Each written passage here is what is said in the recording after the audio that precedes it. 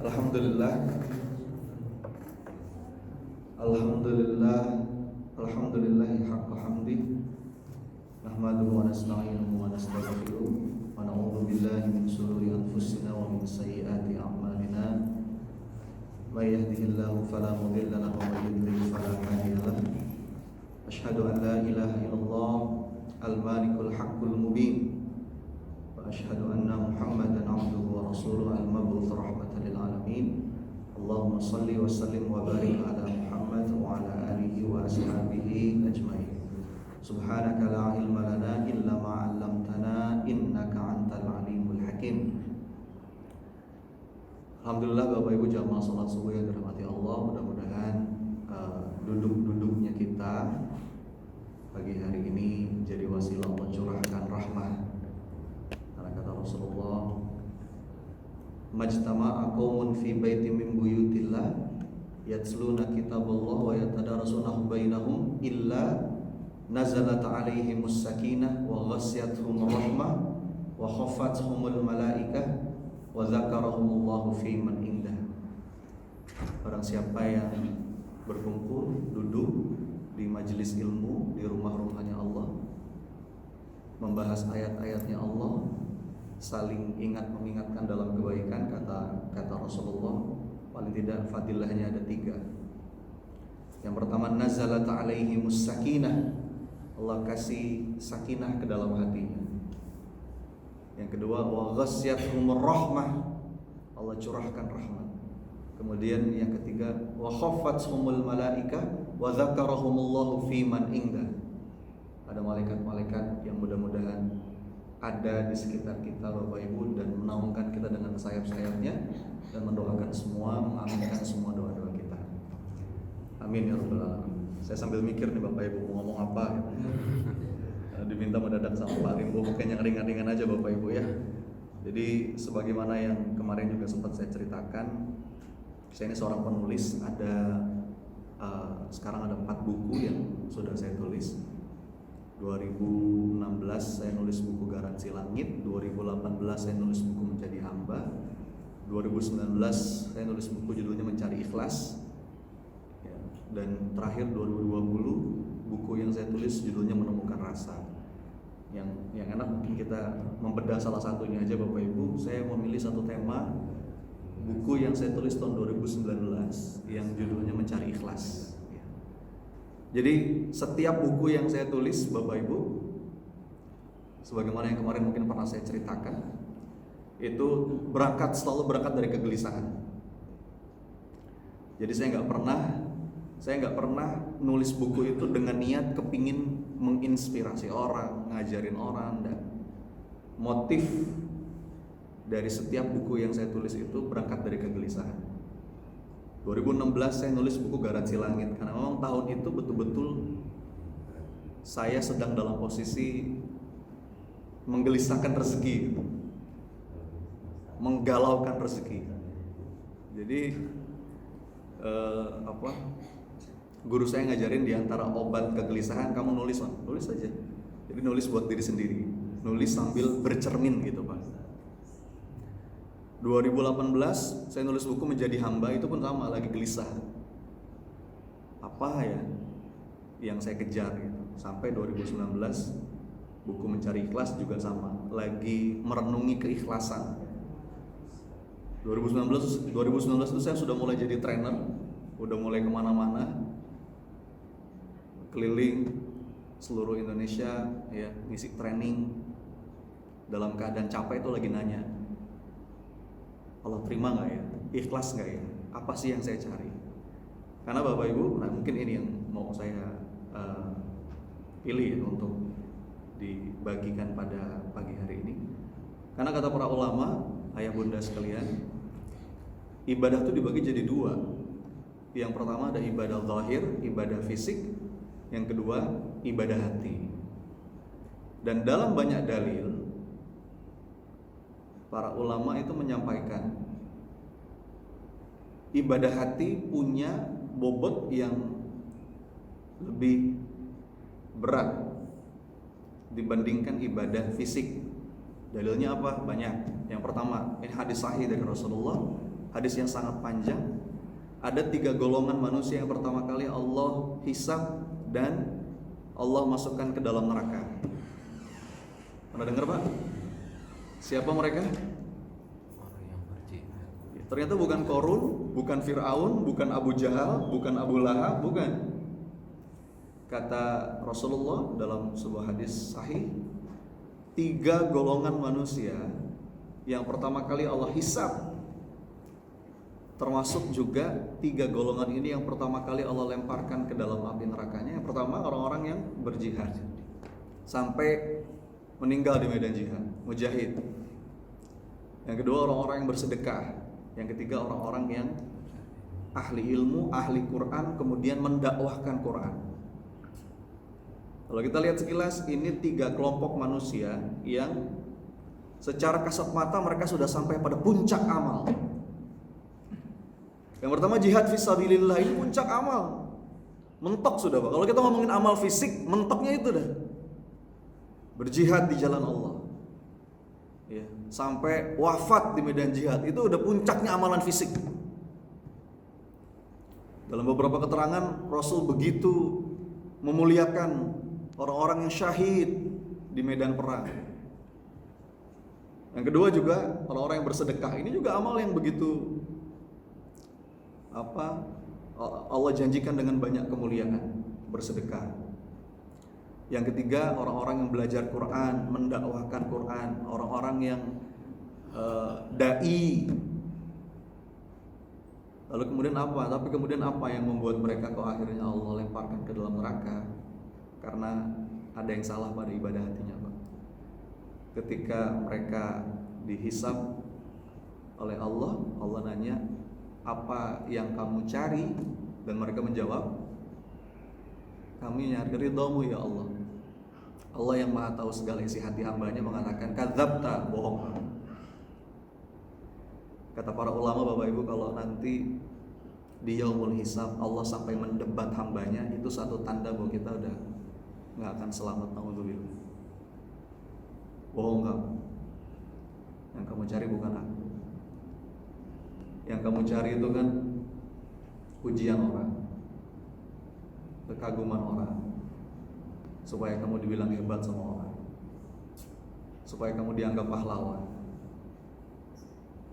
Dan itu udah kamu dapat, orang udah muji-muji kamu, orang udah tepuk tangan, orang udah masya Allah kagum sama kamu. Itu udah kamu dapat ketika di dunia, maka nggak ada lagi bagianmu di akhirat. Yang sedekah juga sama. Apa yang kamu cari? Hamba mencari ridhamu ya Allah. Kadzabta, bohong kamu kata Allah.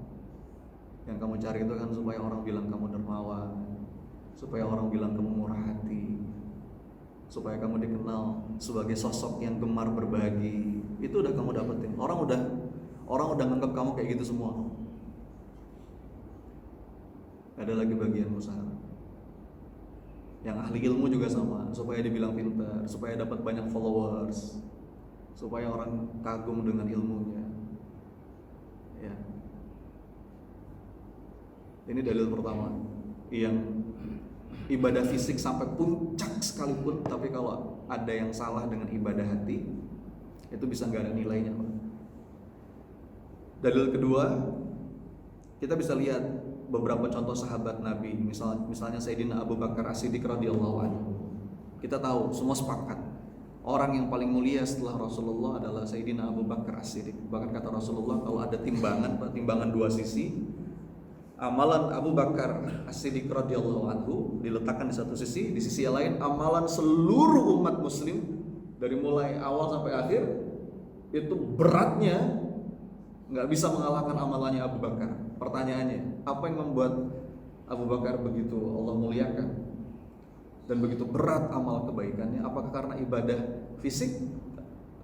Kalau kita hitung Pak, mungkin jumlah rakaat sholatnya Sayyidina Abu Bakar sama kita masih lebih banyak kita. Abu Bakar itu masuk Islam umur 37 tahun. Usianya beda 3 tahun sama Rasulullah. Rasul 4 tahun diutus jadi Rasul Muhammad diutus jadi Rasul umur 40. Abu Bakar masuk Islam di awal-awal risalah, Beda 3 tahun, 37 masuk Islam. Ya. Wafat sama 63, sama seperti Rasulullah umur wafatnya. Mungkin jumlah rakaatnya nggak sebanyak kita. Jumlah puasa Ramadannya mungkin lebih banyak kita. Kenapa? Karena syariat puasa itu baru turun tahun kedua Hijrah. Ya. 13 tahun di Mekah, baru hijrah ke Madinah. Ya. Dan Abu Bakar wafat usia 63. Kalau dihitung-hitung Abu Bakar itu cuma melewati 11 kali Ramadan. Kita yang sudah Islam dari kecil udah berapa kali Ramadan, Pak? Iya. Udah puluhan kali kan? Abu Bakar cuma 11 kali Ramadan. Kalau dilihat dari ibadah fisik mungkin lebih banyak kita. Tapi apa yang membuat Abu Bakar begitu Allah muliakan? Di antaranya karena betul-betul amalan hatinya, ya, keyakinannya, keikhlasannya, totalitasnya sekalian. Maka ini jadi perhatian.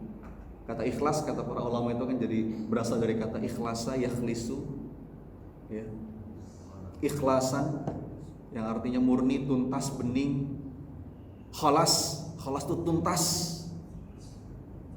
nggak nyari apapun kecuali nyarinya Allah. Sudah putus harapan di hatinya kecuali berharap diperhatikan sama Allah.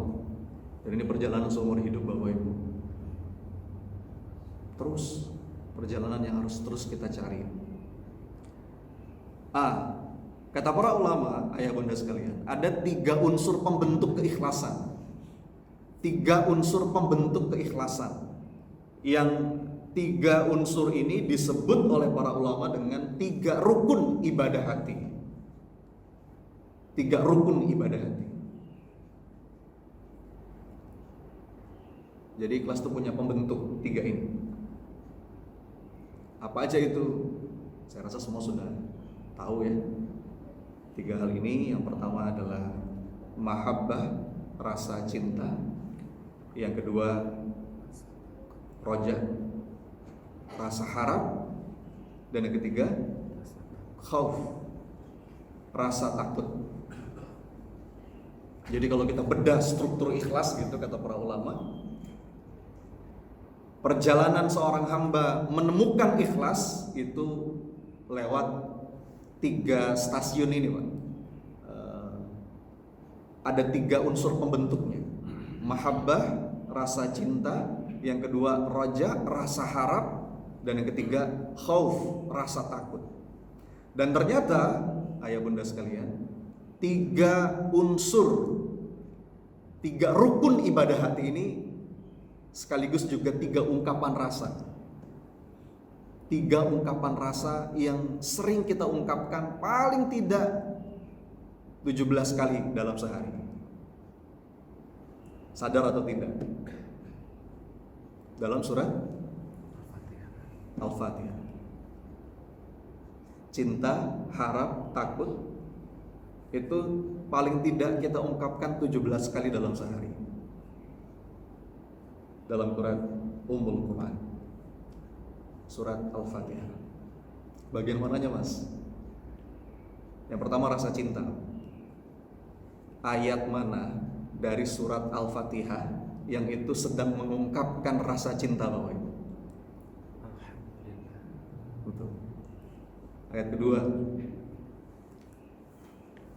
kalimat hamdalah. Alhamdulillahi Rabbil Alamin. Apa itu alhamdu?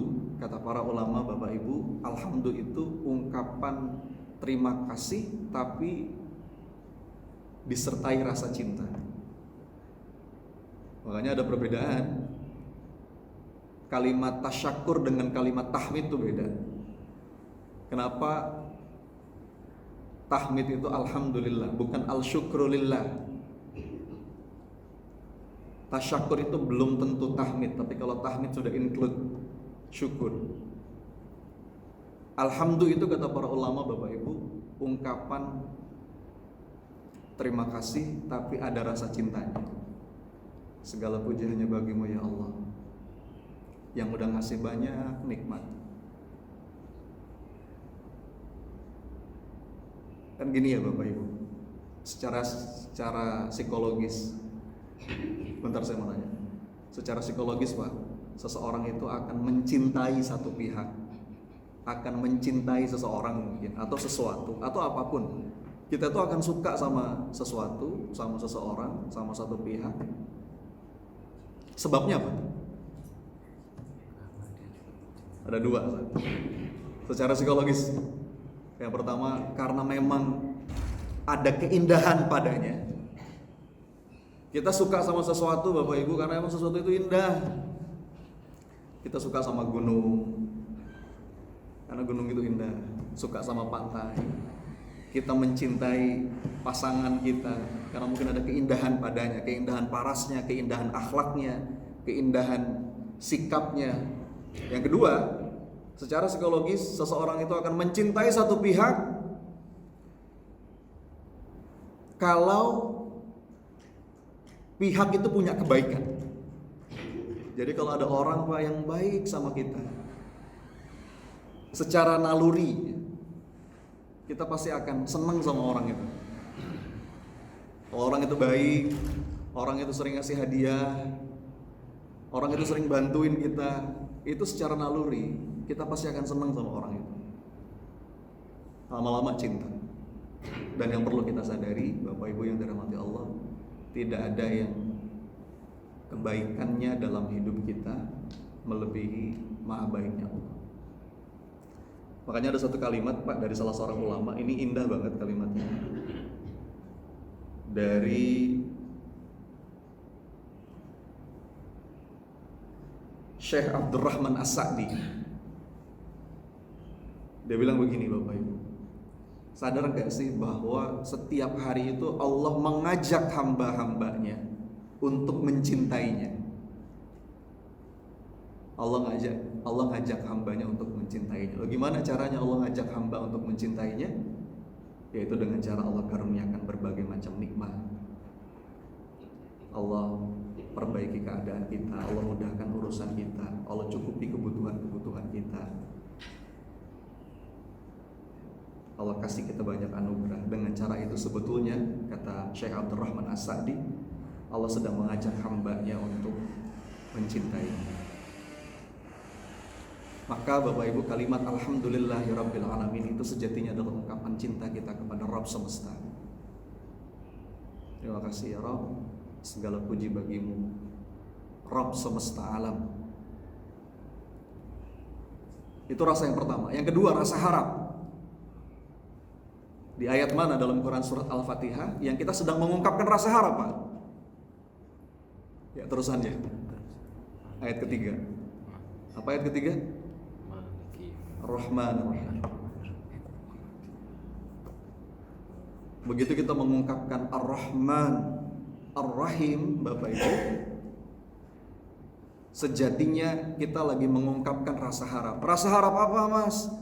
Rasa harap, ya Rabb, kepingin dikasih dan disayang sama Allah.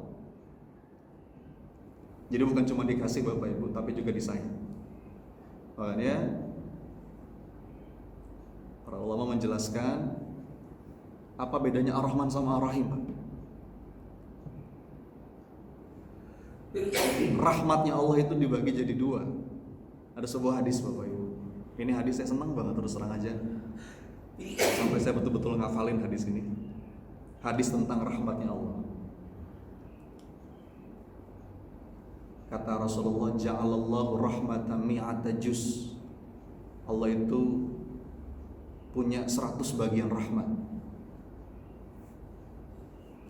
Fa'amsaka indahu tis'atan wa tis'ina juz'an. Dari 100 bagian itu Allah masih tahan di sisinya berapa Pak? Allah punya 100 bagian rahmat. Dari 100 itu berapa yang Allah masih tahan? 99. 100 Allah masih nahan 99. Famin dzalikal juz wa anzala fil ardi juz'an wahidan. Yang baru Allah turunkan ke bumi berapa Pak? Bu? 1. Ya. Artinya apa? Dari mulai zamannya Nabi Adam Bapak Ibu sampai nanti manusia paling terakhir, Allah baru mencurahkan satu bagian rahmat. Lanjutannya kata Nabi, famin dzalikal juz yatarahamul khalq. Yang dengan satu bagian itu aja para makhluk tuh berkasih sayang. Orang tua sayang sama anak, kita punya empati, kita punya peduli. Bahkan binatang aja sayang sama anaknya. Hatta tarfa'al farasu hafiroha an waladiha khasyata an tusibah. Sampai-sampai kuda itu ngangkat kakinya karena takut anaknya keinjek gitu. Baru satu bagian rahmat Allah aja Bapak Ibu, dunia itu udah sedemikian indahnya gitu. Dan kata para ulama, satu bagian rahmat Allah itu melekat pada sifat Ar-Rahman. Makanya Ar-Rahman itu Bapak Ibu, Allah yang Maha Pengasih, semua dikasih. Mau kafir, mau munafik, mau durhaka, nggak beriman, dikasih semua sama Allah. Binatang, hewan-hewan, dikasih semua sama Allah. Itu sifat Allah Ar-Rahman. Ngasihnya nggak pilih-pilih. Sifat Ar-Rahman. Maksimal kita kalau punya nama Abdurrahman kan gitu. Hambanya Allah yang Maha Rahman. Itu Ar-Rahman. Dan yang 99 Pak Bu, kata para ulama melekat pada sifat Ar-Rahim. Ar-Rahim artinya apa Bapak Ibu? Allah yang Maha Penyayang. Jadi Bapak Ibu yang dirahmati Allah, begitu kita mengungkap Ar-Rahman Ar-Rahim, kita lagi berharap, kita lagi mengungkapkan rasa harap, ya Rabb, jadikanlah hambamu ini bukan cuma dikasih tapi juga disayang. Saya sering nanya Bapak Ibu kalau disuruh milih, saya mau nanya, milih mana? Dikasih apa disayang? Disayang. Kasih apa disayang Pak? Disayang. Pengennya dua-duanya ya. Tapi kalau dikasih belum tentu disayang. Kalau disayang biasanya dikasih, kalaupun gak dikasih pasti karena sayang. Jadi Ar-Rahmanir Rahim itu Bapak Ibu ungkapan harap, berharap disayang sama Allah. Kemudian di ayat berikutnya ada ungkapan takut. Apa bunyi ayat selanjutnya? Maliki yaumiddin. Ya Rabb, Engkaulah yang menguasai hari pembalasan. Di situ ada rasa takut. Ada rasa takut di hari pembalasan, di hari perhitungan, hisab, yaumul hisab.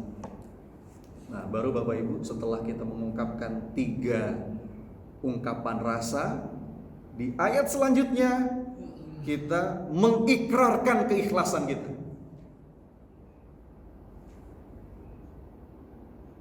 Yang mana? Iya karena butuh wa iya karena nasta'in. Hanya kepadamu ya Allah kami menghamba, dan hanya kepadamu ya Rabb kami memohon pertolongan. Dari sekian banyak kedalaman makna dari Al-Fatihah Bapak Ibu, ini satu sudut pandang yang Masya Allah ya, harus juga kita sadari. Setiap kali 17 kali dalam sehari kita mengungkapkan rasa cinta sama Allah, rasa harap, rasa takut, dan kemudian mengikrarkan keikhlasan kita sebagai seorang hamba. Dan ada beberapa prinsip Bapak Ibu. Ada beberapa prinsip yang saya tulis ya di buku Mencari Ikhlas itu, yang harus kita sadari untuk memudahkan kita jadi bahan tafakur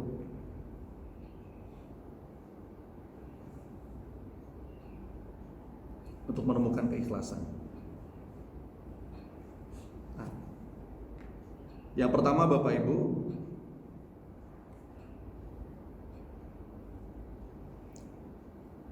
ada beberapa konsekuensi dari ikrar keikhlasan seorang hamba. Yang pertama, melepas kemelekatan.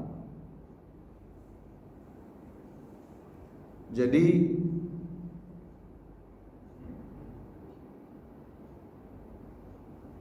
kalau ada pertanyaan kapan sih seseorang itu merasa menderita dalam hidupnya, di antara jawaban yang pasti adalah ketika kita mulai merasa memiliki.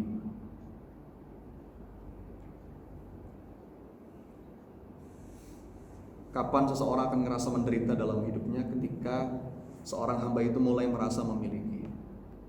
Orang yang akan mensedihkan kehilangan, orang yang akan meratapi kehilangan, hanyalah orang yang merasa memiliki. Padahal Allah nggak pernah ngasih kita hak milik, Allah hanya ngasih kita hak guna pakai. Merasa memiliki, melekat, menggenggam terlalu erat.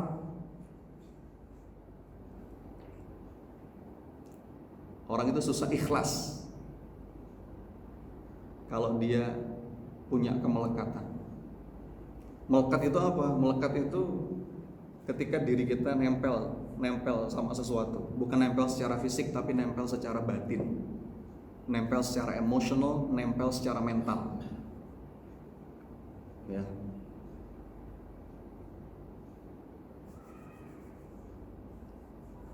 Apa ciri-ciri kita melekat terhadap sesuatu?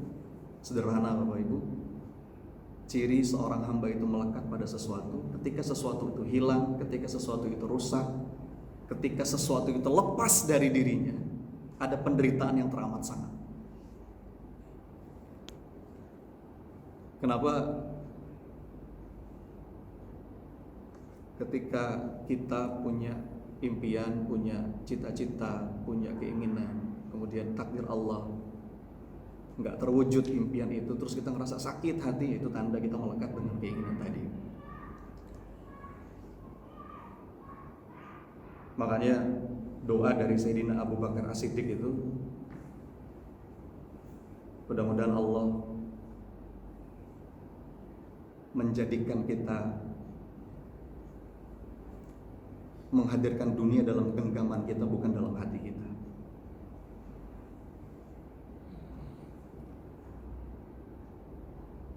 Yang kedua Bapak Ibu, kalau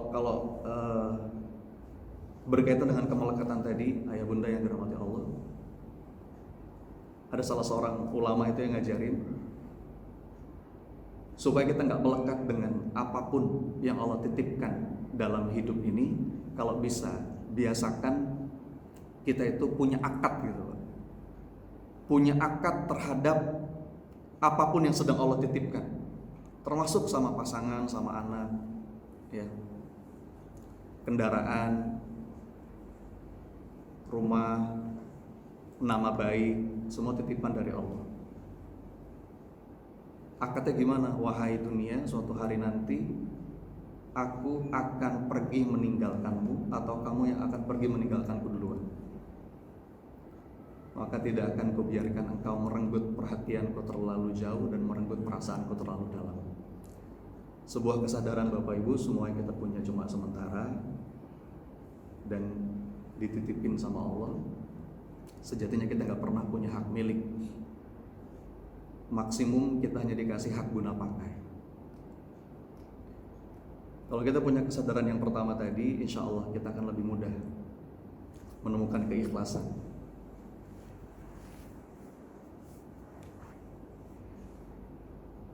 Kemudian yang kedua Bapak Ibu, di antara beberapa prinsip dalam perjalanan seorang hamba untuk menemukan keikhlasannya, kita harus berlatih rela. Ada tiga mantra hidup.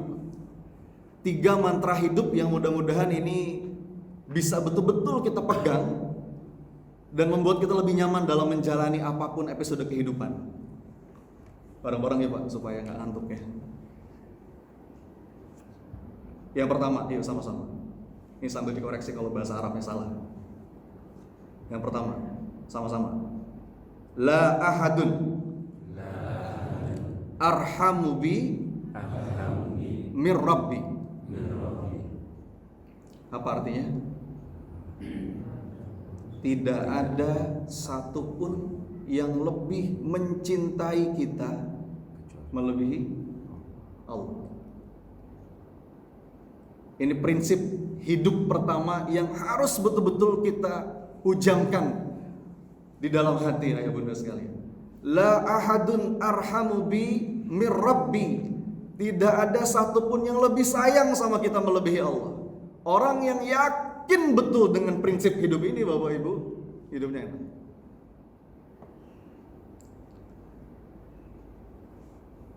Apapun yang Allah pergilirkan, kejadian, peristiwa, episode kehidupan,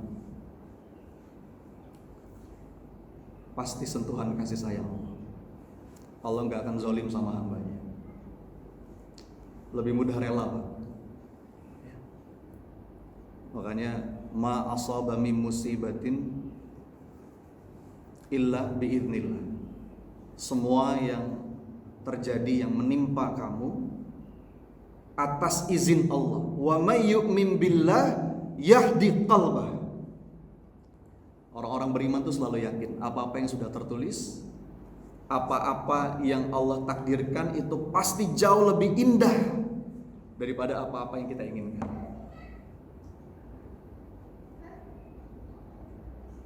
La ahadun arhamu bi mir rabbi. Enggak ada satupun yang lebih sayang sama kita Bapak Ibu, melebihi sayangnya Allah. Bahkan dalam sebuah hadis Rasulullah itu pernah lagi jalan Bapak Ibu sama para sahabat, lalu melihat ada seorang ibu yang lagi gendong anaknya, ditimang-timang gitu anaknya, digendong, dipeluk, dicium. Melihat si ibu itu, Rasul nanya sama para sahabat, wahai sahabatku, coba kamu lihat,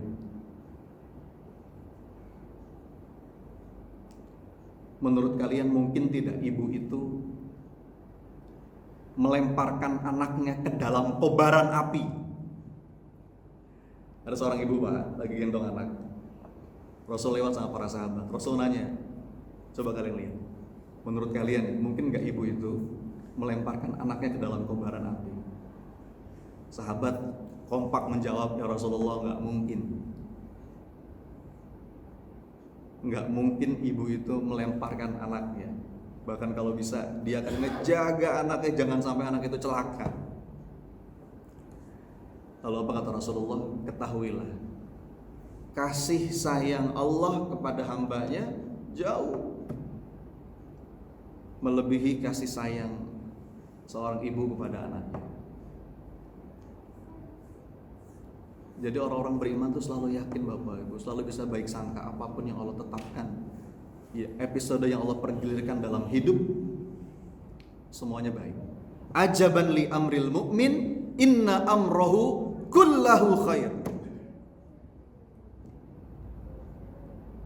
Menakjubkan urusan seorang mukmin, karena gak ada yang buruk, semuanya baik.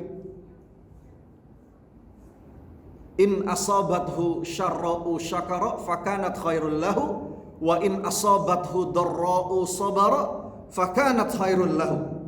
Kalau dikasih yang enak dia bersyukur dan itu jadi kebaikan. Kalau dikasih yang gak enak dia ridha, dia ikhlas, dia terima, dia sabar, maka itu juga jadi kebaikan. Maka tidak ada Pak dalam kalimat seorang mukmin itu ungkapan indah pada waktunya tuh tidak ada. Itu bukan dari umat Islam ya. Karena buat seorang mukmin itu setiap saat indah. Ajaban li amril mukmin inna amrahu kullahu khair. Dan kita akan mudah ridha, kita akan mudah rela kalau kita yakin zat yang menetapkan beragam takdir dalam hidup kita adalah zat yang paling mencintai kita. La ahadun arhamu bi mir rabbi. Ya. Makanya gini Bapak Ibu, kalau dalam sudut pandang kita melihat masalah ya Pak, masalah itu dua kemungkinan, dua aja nggak lebih. Bapak Ibu silahkan baca kitab sebanyak mungkin, nanya sama ustadz sebanyak mungkin, nanti kesimpulannya sama.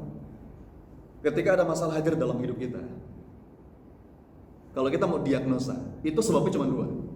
Yang pertama, masalah itu hadir karena memang kita sendiri yang ngundang.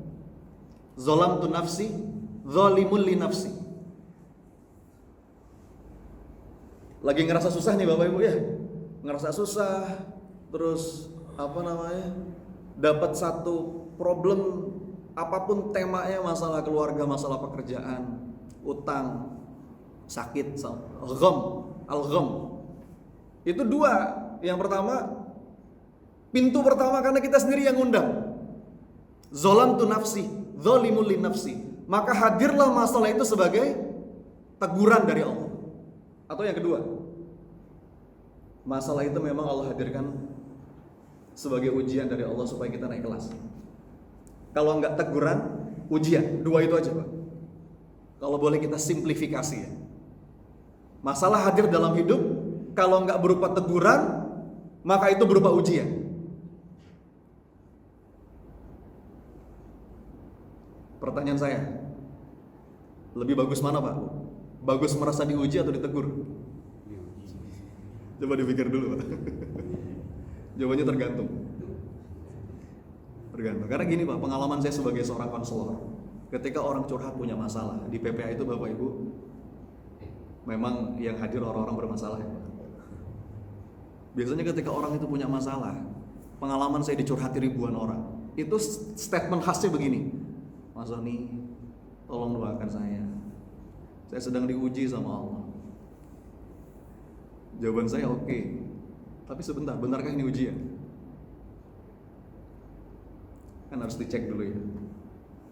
Ada balance scorecard tuh kalau di beberapa pesantren yang saya tahu. Dicek dosa-dosa yang dilakukan, seberapa intens interaksi kita dengan Quran. Jangan-jangan ada sadar nggak sadar ada hal haram yang masih kita makan, yang abu-abu masih kita ambil. Jangan buru-buru ngambil kesimpulan ini ujian dari Allah, boleh jadi teguran dari Allah. Tapi saya nggak mau lama-lama di situ.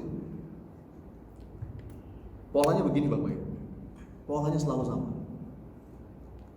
Ketika seorang hamba tertimpa satu masalah, dan itu pasti. Quran surat Al-Baqarah ayat 214. Am hasibtum an tadkhulul jannah wa lamma ya'tikum mathalul ladzina khalau min qablikum massathumul ba'sa wad-dharra wa zulzilu. Dalam hidup kita pasti ngalamin masalah yang itu kadang ringan, kadang lumayan berat, kadang berat, wa zulzilu, sampai menggoncangkan hati. Hatta yaqula rasulu walladzina amanu ma'ah mata nasrullah. Ala inna nasrullahi qarib. Sampai-sampai Rasul juga dan orang-orang beriman tuh nanya, kapan ya Rabb pertolonganmu datang? Kata Allah, pertolongan Allah sangatlah dekat. Sedekat apa? Nah ini, sedekat bagaimana cara kita memandang masalah. Sekarang gini Bapak Ibu, semua tergantung takarannya. Saya punya satu genggam garam. Kalau satu genggam garam ini saya masukkan ke dalam segelas air ini Bapak Ibu, larutkan, aduk, minum, gimana rasanya? Asin. Tapi kalau garam yang sama saya masukkan ke dalam 1 galon air, beda nggak? Tergantung takarannya. Kadang-kadang masalah yang sama Bapak Ibu, rasanya bisa beda di hati, tergantung kelapangan wadah hati. Dan yang menentukan seberapa lapang dada kita tadi, cara pandang kita terhadap masalah. Orang-orang yang lapang dadanya Bapak Ibu, orang-orang yang mudah ikhlas, orang-orang yang mudah rela, orang-orang yang mudah enjoy terhadap apapun pergiliran masalah yang Allah hadirkan dalam hidupnya, entah itu teguran atau itu ujian, mereka yakin satu hal, masalah itu Allah hadirkan sebagai sentuhan kasih sayang Allah.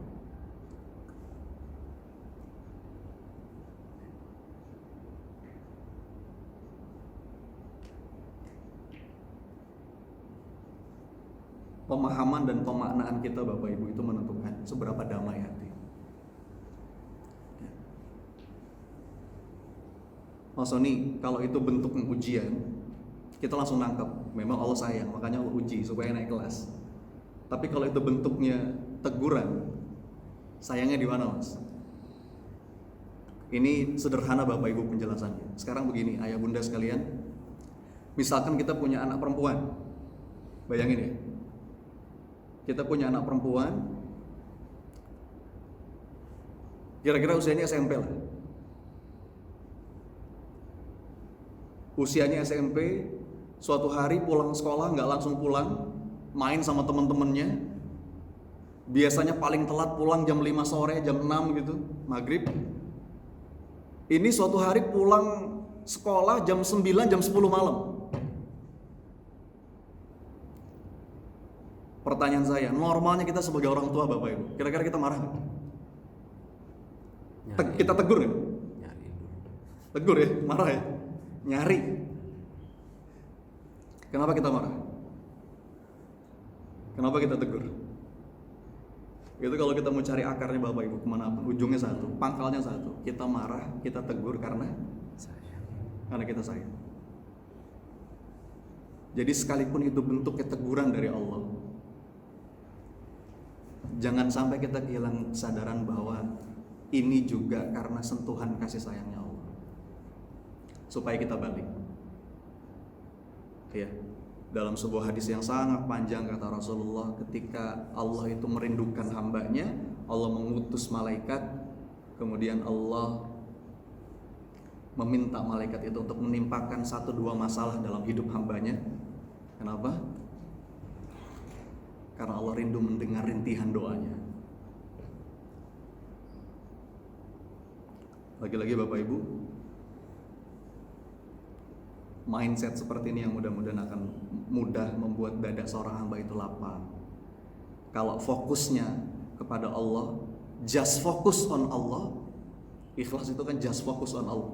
Sudah putus harapan di hatinya kecuali hanya berharap sama Allah. Hidup lebih nyaman. Ya. Tadi yang pertama masih ingat Pak?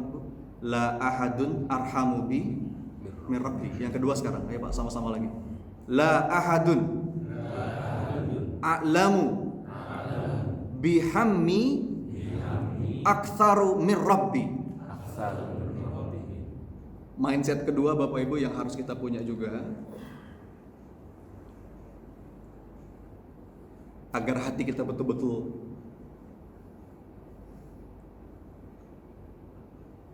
hanya fokus sama Allah. Tidak ada satupun yang lebih tahu segala kegelisahan kita melebihi Allah. La ahadun a'lamu bihammi aktsaru min rabbi. Kalau kesadaran pertama itu membuat seorang hamba mudah ridho terhadap apapun yang Allah tetapkan, kesadaran yang kedua ini membuat seorang hamba itu dikit-dikit datang ke Allah dan ngadu. Bahkan kata Nabi Bapak Ibu, untuk urusan sandal yang putus aja kalau bisa ngadu sama Allah, ngadu sama Allah. Pernah gak Pak sandal kita putus gitu ya, kita ngangkat tangan, ya Allah sandal putus ya Rabb. Garam di dapur habis gitu, gak langsung belanja Pak, gak langsung ke warung, tapi ngangkat tangan dulu, ya Rabb, garam habis ya Allah. Karena hadisnya kata Rasulullah, sandal yang putus aja ngadu sama Allah, apalagi untuk urusan yang lebih besar. Kalau kita sadar la ahadun a'lamu bihammi aktsaru min rabbi, dikit-dikit curhat sama Allah. Allah sebaik-baik tempat mencurahkan isi hati. Ya. Yang terakhir, yang ketiga Pak, terakhir sama-sama lagi, yuk. La ahadun aqdaru ala raf'id durri anni illallah. Tidak ada satupun yang bisa melepaskan segala susah kita kecuali hanya Allah. Nah ini 3 keyakinan, 3 kesadaran yang mudah-mudahan memudahkan kita untuk menemukan keikhlasan. Yang pertama, la ahadun arhamu bi min rabbi. Enggak ada yang lebih sayang sama kita melebihi Allah. Yang kedua, la ahadun a'lamu bihammi aktsaru min rabbi. Enggak ada yang lebih tahu segala isi hati kita melebihi Allah. Dan Allah tuh Pak, makin banyak kita datang, makin banyak kita curhat, makin banyak kita minta, makin banyak kita ngadu, Allah makin senang. Yang ketiga, la ahadun aqdaru ala raf'id durri anni illallah. Tidak ada satupun yang bisa melepaskan segala susah kecuali hanya Allah.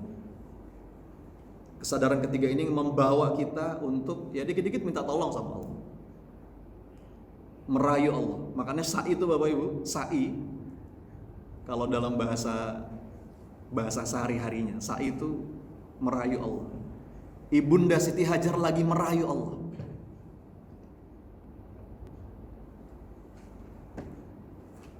Ditinggalkan sama suaminya di lembah tandus yang belum jelas ada penghidupan atau tidak. Tapi kata Ibunda Siti Hajar, wahai suamiku, kalau ini perintah Allah, pergilah. Allah gak akan menyia-nyiakan kamu. Allah uji, perbekalan habis, air habis, ASI kering, Nabi Ismail sekarat Pak. Dalam beberapa riwayat kejang-kejang, butuh cairan. Masalah yang sangat berat. Ibunda Siti Hajar tuh gak diem, beramal sa'i, berlari-lari dari Bukit Safa, Bukit Marwah. Ngapain? Dalam bahasa kita, Ibunda Siti Hajar lagi merayu Allah, menunjukkan kesungguhan. Ya Rabb, hamba gak diem, hamba gerak ya Rabb. Bahkan berapa kali Pak geraknya? 7 kali. Kenapa 7 kali? Ada yang tahu gak? Kenapa 7 kali Pak? Kenapa gak lebih gitu? Karena kata para ulama Bapak Ibu, di kali ke-7 itu Ibunda Siti Hajar sudah sampai pada puncak tenaganya. Nah ini sirahnya ya. Capek, lelah, terjatuh, hampir pingsan. Lihat, puncak upaya. Baru setelah itu bersamaan dengan kaki Nabi Allah Ismail yang menghentak-hentak tanah dan sayap malaikat Jibril yang menghempas tanah, baru keluar Zam-Zamnya. Ya. Zam-Zamnya keluar di mana Bapak Ibu? Apakah di Bukit Safa? Bukit Marwah? Di dekat Ka'bah. Jadi hasil tuh nggak harus selalu berbanding lurus dengan upaya kita. Kalau Allah menolong kita, Allah bisa tolong kita dari jalan manapun yang kadang-kadang nggak kita sangka. Tugas kita bergerak, merayu Allah dengan kesungguhan ikhtiar, dengan kesungguhan ibadah. Nanti Zam-Zamnya terserah Allah kasih lewat mana. Hari ini mungkin kita butuh Zam-Zam. Zam-Zam kita apa? Utang lunas Mas. Zam-Zam kita sembuh dari sakit. Zam-Zam kita keluarga sakinah mawaddah warahmah. Zam-Zam kita bisnis membaik, pekerjaan baik. Zam-Zam kita keluarga harmonis. Tugas kita sa'i terus, gerak terus, menunjukkan kesungguhan dalam upaya dan ibadah. Maka 3 hal itu Bapak Ibu yang mudah-mudahan jadi bahan renungan kita untuk menata hati, menata batin, menemukan keikhlasan. Wallahu a'lam bishawab. Bapak Ibu, terima kasih. Mohon maaf lahir batin. Kita tutup dengan istighfar 3 kali. Astagfirullah, astagfirullah, astagfirullahaladzim.